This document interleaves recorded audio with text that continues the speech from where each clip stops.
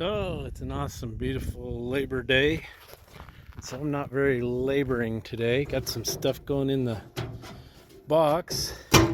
So we'll get out the trusty magnet on there. Let's go look at what we got. Okay, got some stuff going to Daryl Weathers in Arkansas City, Arkansas. Jeff Barron down there in Zephyr, Texas. And David Lawson in Vallejo, California. And a whole bunch of stickers to David Corbin in Miles City, Montana. Now, David, I don't want to see those FW stickers on anything illegal. Stop signs, street signs. Make sure and send me a picture. Anyway, me and Griffy I've been doing a little spraying with the four-wheeler. He's been helping me, so we're just splooching out in the lawn chairs today.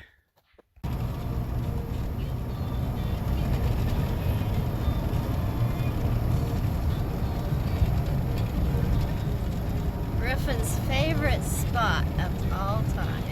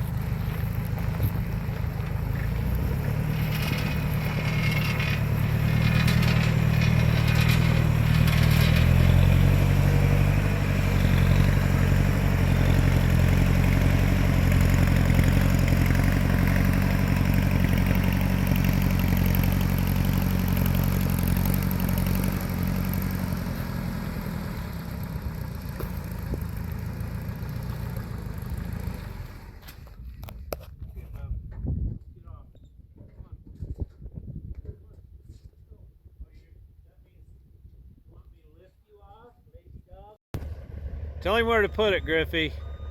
Tell him not to slip that clutch. Don't grind the gears.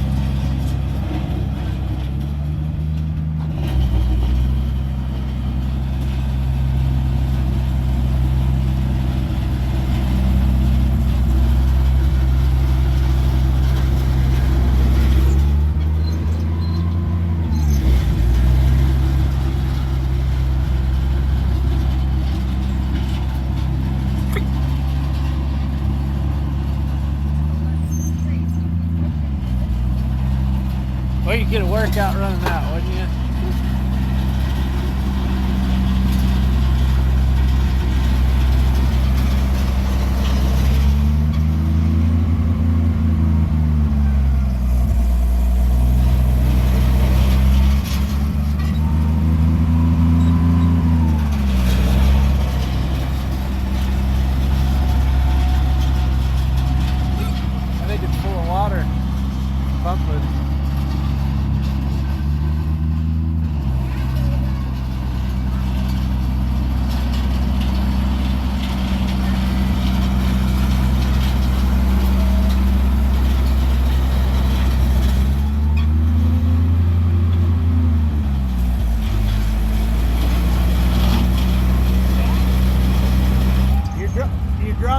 all the way.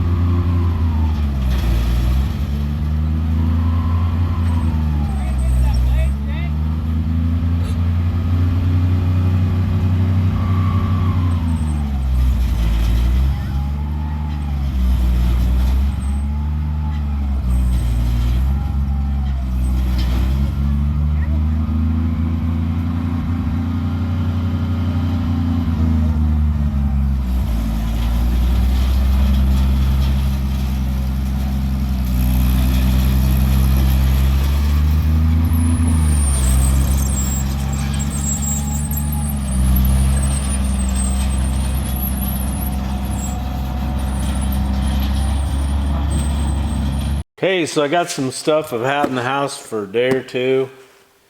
I have been so busy this year. I don't think I've ever been this busy. And sometimes it just is impossible to get everything done. So I do apologize for not getting to this, but let's have a look-see at what old Jeff's got. Oh, cool.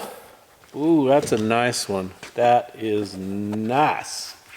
Wow. That's gonna be my town hat. That is. Ooh, that's a nice one. I've got a letter in here. Let me check that out. Oh, cool. This is from Bob Fry in Norwalk, Ohio. He says, just wanted to drop you a line and tell you how much I enjoy your videos. You do a great job of explaining the subject matter in each one. I thought I kind of got a little windy, Bob, but I'm glad you enjoyed. He says, I look forward to the restoration of Old Kenny and the rebuild of the 1693. Me too. Anyway, thank you for the donation to Shane, Bob. That is very much appreciated. I'm going to give you an update on Shane and his situation here shortly. He says, put me on the whiteboard. Okay, there you are, Bob. You're on the whiteboard. Which is another thing I haven't had time to do. It's been summer, the kids are busy. I just haven't had time to do it. Okay, this one showed up the other day from my good buddy Neil Strong. Let's see what Neil sent me. Ooh, oh, Neil, that's cool. So he sent me a text the other day. He says, you can't drive a Peterbilt without a Peterbilt hat. That's awesome.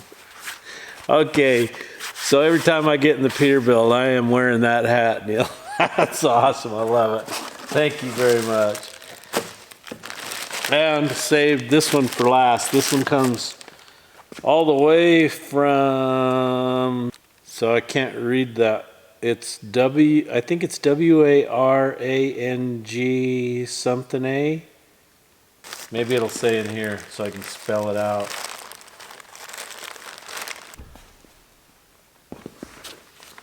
So this is from John Frankham. He lives in Narangba up by Brisbane, and also where my good friend Adrian used to live. He used to live in Caboolture. So he wrote me a little letter here explaining this. It says, had planned to put a bit of a portfolio of some of our Australian equipment dealers and their histories together to show you what we have out here, but it appears that only the local Kenworth dealer was willing to come forward. I got no response from Hastings Deering, the Queensland Caterpillar dealer, despite formerly owning one of their machines and sourcing parts, etc. from them over the years.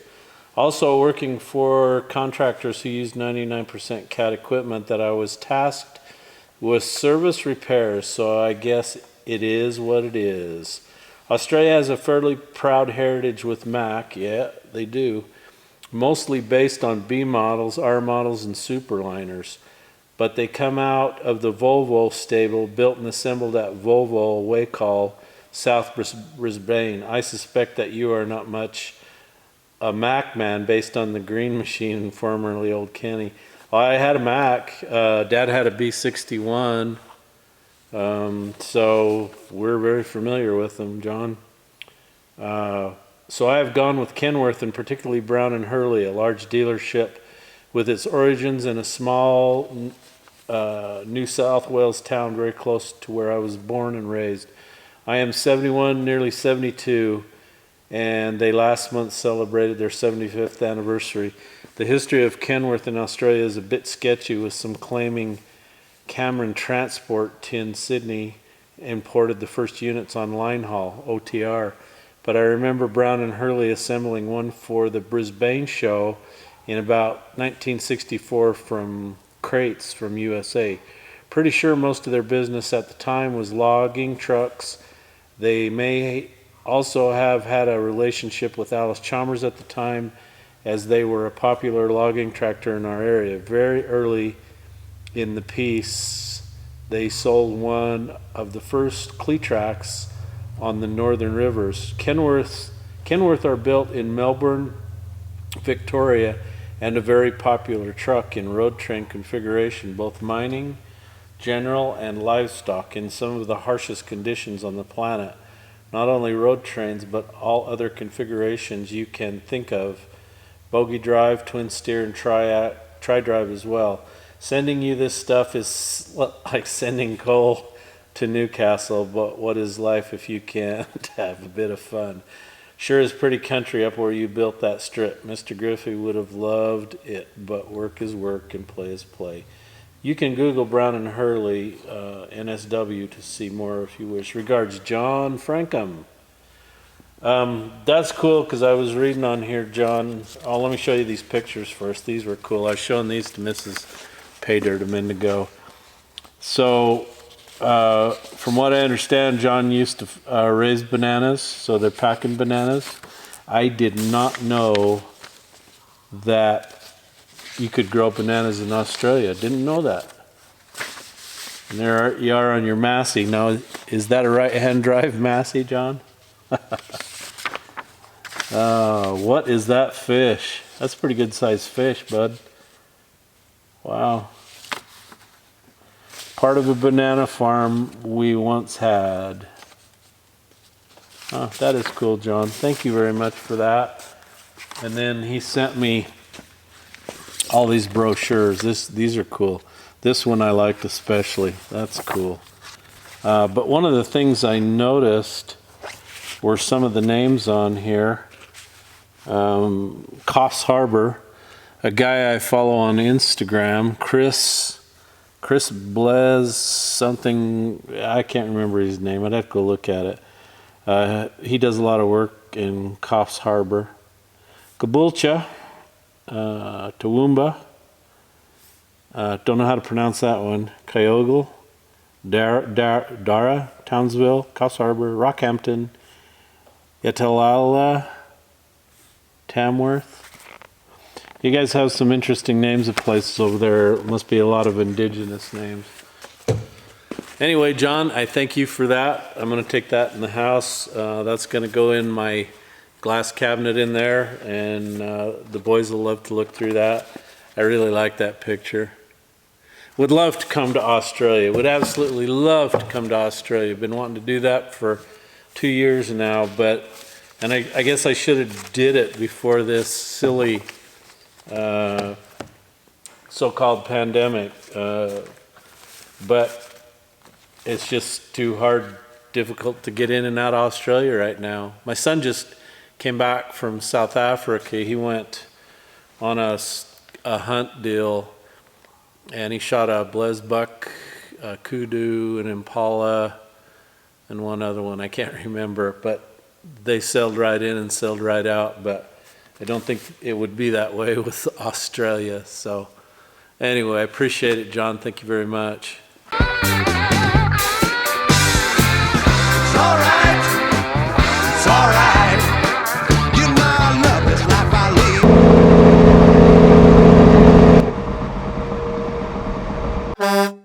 lead.